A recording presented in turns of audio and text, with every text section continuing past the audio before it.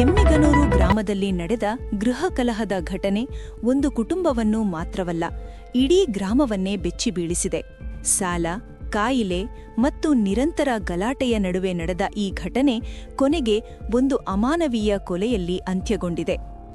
44 ವರ್ಷದ ಮಮತಾ ಎಂಬ ಮಹಿಳೆಯನ್ನು ಅವರದೇ ಪತಿ 55 ವರ್ಷದ ರವಿಕುಮಾರ್ ರಾಡಿನಿಂದ ಹಲ್ಲೆ ಮಾಡಿ ಕೊಲೆ ಮಾಡಿರುವುದು ತನಿಖೆಯಿಂದ ಬಹಿರಂಗವಾಗಿದೆ. ಈ ಪ್ರಕರಣವನ್ನು ಚಿಕ್ಕಜಾಜೂರು ಪೊಲೀಸ್ ಠಾಣೆಯಲ್ಲಿ ದಾಖಲಿಸಲಾಗಿದ್ದು, ಆರೋಪಿಯನ್ನು ಪೊಲೀಸರು ವಶಕ್ಕೆ ಪಡೆದು ತೀವ್ರ ವಿಚಾರಣೆ ನಡೆಸುತ್ತಿದ್ದಾರೆ. ಕಾಯಿಲೆ, ಸಾಲ ಮತ್ತು ಗೃಹ ಕಲಹ. ಆರೋಪಿಯಾದ ರವಿಕುಮಾರ್ ಅವರು ಕಳೆದ ಕೆಲ ವರ್ಷಗಳಿಂದ ಲಿವರ್ ಸಂಬಂಧಿತ ಗಂಭೀರ ಕಾಯಿಲೆಯಿಂದ ಬಳಲುತ್ತಿದ್ದರು. ಚಿಕಿತ್ಸೆಗಾಗಿ ಖಾಸಗಿ ಆಸ್ಪತ್ರೆಗಳಲ್ಲಿ ಸಾಲ ಮಾಡಿ ಚಿಕಿತ್ಸೆ ಪಡೆದಿದ್ದು, ಇದುವರೆಗೆ ಸುಮಾರು 10 ಲಕ್ಷ ರೂಪಾಯಿಗೂ ಅಧಿಕ ಸಾಲ ಹೆಚ್ಚಾಗಿ ಹೋಗಿತ್ತು. ಸಾಲ ತೀರಿಸಲಾಗದ ಪರಿಸ್ಥಿತಿ ದಿನೇ ದಿನೇ ತೀವ್ರಗೊಂಡಿದ್ದು, ಇದರ ಒತ್ತಡ ಮನೆಯೊಳಗೆ ಪ್ರತಿಫಲಿಸತೊಡಗಿತು. ಹಣಕ್ಕಾಗಿ ಪತ್ನಿ ಮಮತಾ ಅವರ ಮೇಲೆ ನಿರಂತರವಾಗಿ ಒತ್ತಡ ಹೇರುತ್ತಿದ್ದನೆಂದು ಪೊಲೀಸರು ತಿಳಿಸಿದ್ದಾರೆ.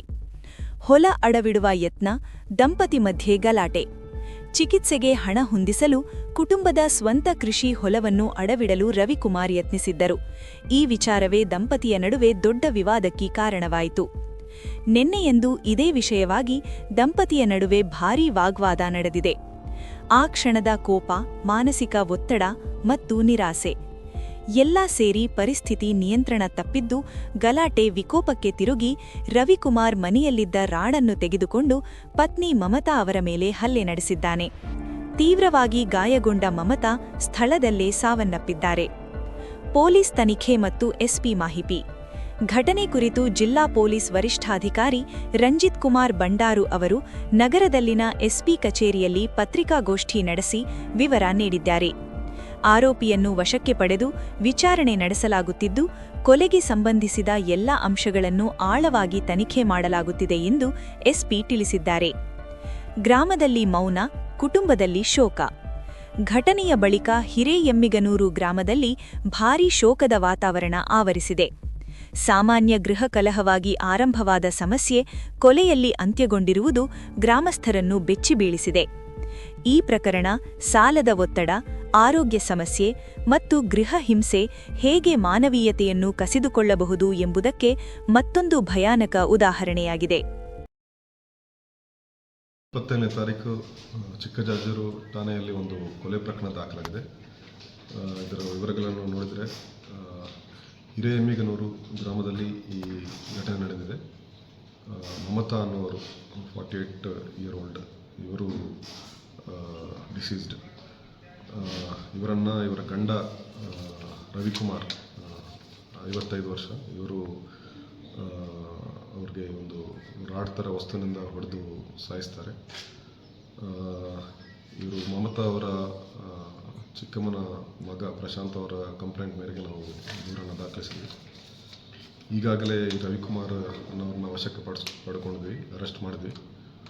ಅವ್ರನ್ನ ಕೋರ್ಟ್ಗೆ ಪ್ರೊಡ್ಯೂಸ್ ಮಾಡಿ ಪೊಲೀಸ್ ಕಸ್ಟಡಿ ತಗೊಂಡು ವಿಚಾರಣೆ ಮಾಡಿ ಮುಂದಿನ ತನಿಖೆಯನ್ನು ನಡೆಸ್ತೇವೆ.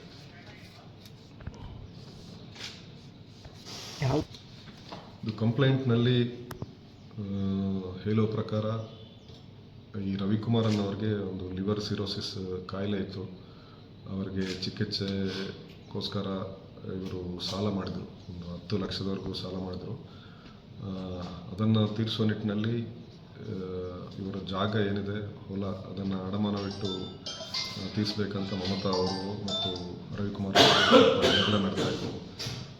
ನಾವು ಜಾಗ ಸೇಲ್ ಮಾಡೋದು ಬೇಡ, ಅಡಮಾನ ಇಟ್ಟು ಬೇಡ ಅಂತ ರವಿಕುಮಾರ್ ಅವರು, ಮಮತಾ ಅವರು ಅದನ್ನು ಕ್ಲಿಯರ್ ಮಾಡೋಣ ಅಂತ ಅವ್ರಿಗೂ ಸ್ವಲ್ಪ ಡಿಫ್ರೆನ್ಸಸ್ ನಡ್ತಾ ಇತ್ತು. ಆ ಹಿನ್ನೆಲೆಯಲ್ಲಿ ನಿನ್ನೆ ಅವರ ಜಾಗವನ್ನು ಅಡಮಾನ ಇಟ್ಟು ಅಂತ ಒಂದು ಡೆಸಿಷನ್ ತಗೊಳ್ತಾರೆ. ಅದರಿಂದಾಗಿ ಈ ಘಟನೆ ನಡೆದಿದೆ ಅಂತ ಕಂಪ್ಲೇಂಟಲ್ಲಿ ಮೆನ್ಷನ್ ಮಾಡಿದ್ದಾರೆ. ನಾವು ಆರೋಪಿಯನ್ನು ಇನ್ನೂ ವಿಚಾರಣೆ ಮಾಡಿ ಇನ್ನೂ ಮುಂದಿನ ಡೀಟೇಲ್ಸ್ ಎಲ್ಲ ಶೇರ್ ಮಾಡ್ತೀವಿ. ವರದಿ ಪ್ರೇಮ್.